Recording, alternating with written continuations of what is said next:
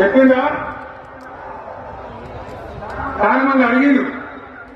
మరి మీరు అడ్డగోలు చెప్తున్నారు, అడ్డంపొడుగు చెప్తున్నారు, ఎటువంటి అంటే చెప్తున్నారు, ఎక్కడికెళ్ళి ఇస్తారో ఆయన అడిగింది, పేపర్ వాళ్ళు అడిగింది.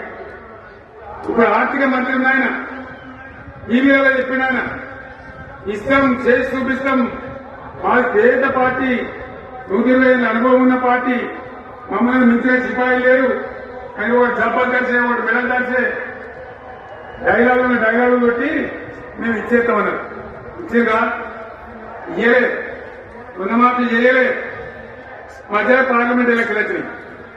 అప్పుడు నాకు కాగలిగింది, కుంటుకుంటున్నాం మళ్ళీ నేను బయలుదేరిన. ఆ దెబ్బకి ఏం చేశారు, తెలంగాణలో ఎన్ని దేవుళ్ళు ఉన్నాయో అన్ని దేవుళ్ళు ఒట్టు పెట్టుకున్నారు. పెట్టిందా? బహిరంగ సభలలో ఆ మీద కూడా కాదు. ఇన్ని మాటలు చెప్పి ప్రజల్ని ఏమార్చింది. ఒక ఉచిత బస్సును పెడితే అది చుట్టుబాటు